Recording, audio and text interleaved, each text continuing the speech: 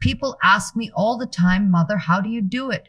How do you touch the wounds of a leper and not feel disgust? How do you hold a dying stranger in your arms and not break apart? And every time someone asks me this, I smile, because the answer is so simple that most people refuse to believe it. They think there must be something more, some secret, some superhuman strength that I was born with. There is no secret. There is no superhuman strength. There is only one thing, one single thing that changed everything for me. And once I tell you what it is, you will either understand everything about my life or you will think I have gone mad. But before I tell you, let me take you somewhere. Let me take you to a place that most people in this world will never see, not because it is hidden, but because they choose to look away. Calcutta, 1952. The streets were not streets. They were open graves, men and women lying on the sidewalks, their bodies so thin you could count every rib. Their eyes were the worst part, not because they were full of pain, but because they were empty, completely empty, as if the person inside had already left and only the body remained waiting for someone to notice. I walked past a woman one morning. She was lying near a hospital, not inside the hospital, near it, outside the back entrance next to the garbage. She had been thrown out because there were no beds, or maybe because no one thought she was worth a bed. I do not know which reason is worse. I knelt beside her. Her skin was covered in sores. Flies were sitting on her face, and she did not even have the strength to wave them away. She looked at me with those empty eyes, and she said something I will carry with me for the rest of my life. Something that broke me open and rebuilt me into a different person entirely. She said, why? Not, why is this happening to me? Not, why am I dying? Just, why? One word. And in that one word was every question that every suffering person has ever asked since the beginning of time. Why does it hurt? Why does no one come? Why am I invisible? I held her hand. I cleaned her wounds. I stayed with her until she passed. And in those final hours, something happened to me that I cannot fully explain even now. I saw something in her face, not suffering, not death, not despair. Something else entirely, something that made me fall to my knees after she was gone. Something that made me weep not out of sadness, but out of a kind of recognition so deep and so overwhelming that my body could not contain it. What did I see? I will tell you. But first, you need to understand something about what I believed before that moment. Because what I believed before and what I came to understand after, they're two completely different worlds. I grew up in Skopje, a small girl in a small town with a big God. I loved God the way a child loves completely, without question, without doubt. God was in the church. God was in the prayers. God was in the hymns we sang on Sunday mornings. God was somewhere up there, looking down, keeping count of our good deeds and our sins. That was my God. Distant, holy, untouchable, a God of the heavens, and for many years that was enough. I became a nun. I taught in schools. I lived a comfortable life behind convent walls. I prayed every morning. I felt close to God. I thought I understood what it meant to serve Him. I was wrong. I was so deeply, completely, beautifully wrong. Because the God I thought I knew, the God of the church, the God of the heavens, the God who sits on a golden throne surrounded by angels, that God was only a shadow, a sketch, a fraction of something so much larger and so much more terrifying and wonderful that my little convent mind could barely begin to grasp it. The real God, the full God, the God that shattered my entire understanding of everything I thought I believed, was not in the church. He was lying on the streets of Calcutta, covered in sores, surrounded by flies, dying in the garbage behind a hospital. That is what I saw in that woman's face. God, not a metaphor, not a symbol, not a poetic way of saying she was precious. I mean God. The living, breathing, suffering presence of God Himself, looking at me through her eyes and asking, why? And in that moment, everything I thought I knew about faith, about service, about the meaning of a human life. All of it crumbled and something new was born, something that would drive me for the next 50 years and would never, not for a single day, let me rest. If God is in that woman, if God is truly present in the face of the most broken, most forgotten, most discarded human being on this earth, then what have we been doing? What has the whole world been doing? We have been stepping over God on the sidewalk. We have been throwing God out of hospitals. We have been ignoring God's cries in the night. And we have been going to church on Sunday to pray to Him. Do you see the madness in that? Do you see how completely, terrifyingly insane that is? We build golden temples and marble cathedrals. We light candles and sing hymns. We donate money and feel good about ourselves. And then we walk outside and pass a homeless man without looking at his face. We look away from the beggar. We cross the street to avoid the one who smells. We lock our car doors when we see someone who looks different from us. And we think we are good people. We think we are faithful. We think we love God. But here is what I have learned. And I have learned it not from books or from theology or from any priest. I have learned it from kneeling on the dirty ground beside people who were dying with no one to hold their hand. You cannot love God and ignore the person in front of you. It is impossible. It is like saying you love the sun, but you hate its light. It is like saying you love the ocean, but you despise every drop of water. God is not separate from His creation. God is in it. God is wearing it. God is living through it. Every human being, every single one, without exception, is God in disguise. The leper, the prostitute, the criminal, the addict, the one who hurt you, the one who betrayed you, the one you cannot forgive. God, God, God. And I know what you are thinking right now. You are thinking, that cannot be true. What about evil people? What about those who murder and steal and destroy? Surely God is not in them. And this is where it gets difficult. This is where most people turn away. Because the answer is not comfortable. The answer demands something of you that you may not be willing to give. Yes, even in them, not in their actions, not in their cruelty, not in their violence, but in their being, in their existence, in the simple, undeniable fact that they are alive, that they breathe, that they have a heart that beats somewhere. Buried under all the pain and the anger and the hatred that life has piled on top of them, there is a spark. A tiny, flickering, almost invisible spark of something divine, something that is crying out to be seen, to be acknowledged, to be loved back into life. I have held murderers in my arms. I have washed the feet of men who had done terrible things. And I can tell you something that will either change your life or make you close this and walk away. In their eyes, in the eyes of the worst, most broken, most lost human beings I have ever encountered, I have seen the same thing I saw in that dying woman outside the hospital in Calcutta. God wounded, forgotten, but still there. And that changes everything. Because if you can see God in the worst of humanity, then you can see God everywhere. In the grocery store clerk who's rude to you, in the neighbor who plays music too loud, in the politician you despise, in the stranger on the train who will not make eye contact. Every face is a chapel. Every pair of eyes is a tabernacle.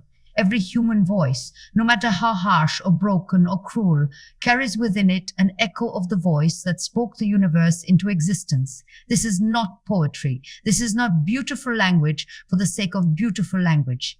This is what I have staked my entire life on. This is the hill I chose to die on. And I mean that quite literally, because this belief nearly killed me more than once. There were nights in Calcutta when I held children who were so malnourished that their skin hung from their bones like wet cloth. Babies whose mothers had left them in dumpsters. Toddlers with diseases that turned their tiny bodies into battlegrounds of suffering. And do you know what the hardest part was? It was not the suffering. Suffering, as terrible as it sounds, becomes something you can learn to carry. You build strength. You develop calluses on your soul. You find a way. The hardest part was something else entirely. Something I have never spoken about publicly. Something that aided me in the darkness, in the silence of my room, in the hours between midnight and dawn, when the whole world is asleep and there is nowhere to hide from your own thoughts. The hardest part was the silence of God. Yes, you heard me correctly. The woman who built her entire life on seeing God in every human being spent decades in spiritual darkness, decades where I prayed and heard nothing, decades where I reached out to God and felt only emptiness. A cold, vast, terrifying emptiness that made me wonder if everything I believed was a lie. No one knew. For nearly 50 years, no one knew. I smiled for the cameras. I accepted the Nobel Prize. I shook hands with presidents and popes, and inside I was screaming into a void. How is that possible? How can someone who sees God in every face not feel God in her own heart? I have thought about this for a very long time, and I think I finally understand. I think the silence was not God's absence. I think the silence was God's trust. I think God was saying to me, I have shown you where I live. I have shown you my face in the faces of the poor. Now go, and do not come back to me for comfort. Because the comfort you seek, you must give it to others. You must become the answer to someone else's prayer. You must be my hands and my feet and my voice in a world that has forgotten how to listen. And so I did, every day. For 50 years, without the warm feeling, without the spiritual ecstasy, without the reassurance that what I was doing mattered. Just faith. Blind, stubborn, aching faith, and people called me a saint. I am not a saint. Saints do holy things because they feel holy. I did holy things because I had no other choice. Because once you're seeing God in the face of a dying person, you cannot unsee it. It follows you. It haunts you. It wakes you up at 3 a.m. and says, there is someone who needs you. Get up. You want to know what love really is? Not the love of poems and songs and romantic movies. Real love. The kind that actually changes the world. Real love is getting up when you want to stay in bed. Real love is touching a wound when every part of your body recoils. Real love is looking into eyes that are full of anger and seeing, behind the anger, a child who was never held. Real love is doing the 1,000 small thing with the same care you brought to the first, when no one is watching and no one will ever know. Real love is not a feeling. Real love is a decision you make again and again and again every single morning, whether you feel like it or not. And here is the part that most people miss. Here is the part that changes everything if you let it. You do not have to come to Calcutta. You do not have to hold dying lepers. You do not have to give up everything and join a convent. God is not only in the dramatic suffering. God is not only in the grand gestures. God is in the small things, the tiny, invisible, ordinary moments that make up the fabric of every human life. God is in your mother's tired eyes when she comes home from work. God is in your child's laughter when they do not know you are listening. God is in the old man at the bus stop who has no one to talk to. God is in the colleague who seems angry all the time but is really just afraid. God is in the friend who stopped calling because they did not think anyone would notice. Every single day, you walk past God dozens of times. And every single time you have a choice. You can look away, or you can stop. You can see. You can say, I notice you. You are not invisible. You matter. That is all it takes. Not money, not power, not grand charitable projects. Just seeing, truly seeing another human being. Because here is the truth that took me a lifetime to understand, and I want to give it to you now, so that you do not have to wait as long as I did. The hunger in this world is not only for bread. The thirst is not only for water. The greatest hunger, the deepest thirst, the most desperate need on this planet is the need to be seen, to be known, to be told, you are real, you are here, you are not alone. I have worked with the richest people in the world and the poorest. I have sat in palaces and in gutters, and I can tell you with absolute certainty that the loneliest people I have ever met were not in the slums of Calcutta. They were in the mansions of the West. They were surrounded by everything money could buy, and they were starving, starving for a human touch, starving for a real conversation. Starving for someone, just one person who would look at them and see not their wealth, not their status, not their achievements, but them, just them. The frightened, hopeful, lonely human being underneath all the armor. Poverty is not only about money. Poverty is about connection, and the poorest person in the world is the one who has no one, no one to call, no one to hold, no one who would notice if they disappeared tomorrow. That is the real epidemic, not disease, not famine. Disconnection. The terrible, silent, invisible disconnection that is spreading through the modern world like a cancer. And the cure is so simple that it makes people angry when I say it. The cure is you, not you as a doctor or a philanthropist or a social worker, you as a human being. You with your one pair of eyes, your one pair of hands, your one imperfect, beautiful, aching heart.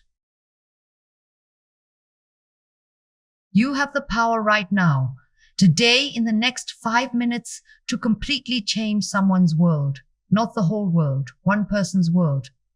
And that is enough. That has always been enough. I never set out to change the world. I set out to help one person and then another and then another. And somehow, without planning or strategy or a 5-year fundraising campaign, it became something larger. Not because I was special, but because love, when it is real, when it is given without conditions, when it is poured out freely and without keeping score, love multiplies. It is the only thing in the universe that grows the more you give it away. I am old now. My body is tired. My hands, which have held thousands of dying people, tremble when I try to lift a cup of tea.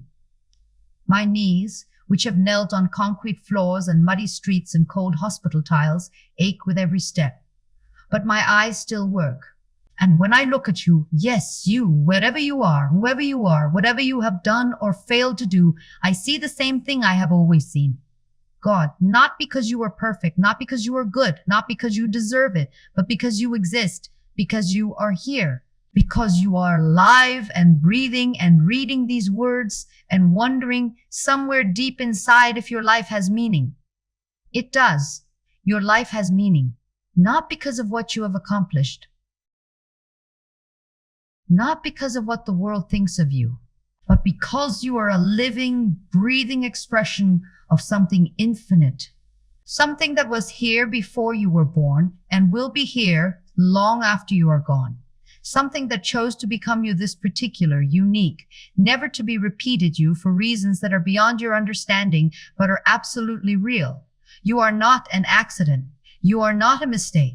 You are not a problem to be solved or a resource to be used or a statistic in someone's report. You are God's love letter to the world. Written in flesh and blood and bone. Sealed with a heartbeat. Delivered into the chaos and beauty of this life with one simple instruction. Love. That is all. That is everything. That is the beginning and the end and every moment in between. Love the person in front of you, not tomorrow, not when you are ready, not when they deserve it. Now, today, as they are, with all their mess and all their brokenness and all the ways they will disappoint you. Because that is exactly how God loves you. I have been asked many times what I would say to the world if I could say only one thing. And my answer has never changed. It has been the same since that morning in Calcutta when I knelt beside a dying woman and saw the face of God looking back at me through her suffering eyes. If I could say only one thing to the world, it would be this. You are loved. You have always been loved. And no matter what happens, no matter how dark the night, no matter how deep the silence, no matter how far you think you have fallen, that love has never, not for one single second, stopped looking for you. It is looking for you right now, in the eyes of the next person you meet, in the voice of the next person who speaks to you, in the hand that reaches out, in the stranger who smiles for no reason, in the child who looks up at you with trust you have not earned. God is everywhere. God is in everyone. And if you can learn to see that, really truly see it, then you will understand something that all the theology and philosophy and science in the world cannot teach you. You will understand that there is no such thing as an ordinary moment. There is no such thing as an unimportant person. And there is no such thing as a small act of love. Everything matters. Everyone matters. Every moment is sacred. And the life you are living right now, this messy, complicated, imperfect, heartbreaking, glorious life, is the most important thing happening in the universe because God is living it. through you, as you, with you. And that, my dear friend, is what I see when I look at every human being. Not what they have done, not what they have failed to do, not their success or their failure, not their sin or their virtue. I see God taking one more breath, trying one more time, refusing to give up on this beautiful, broken, extraordinary world. And neither will I, and neither, I pray, will you.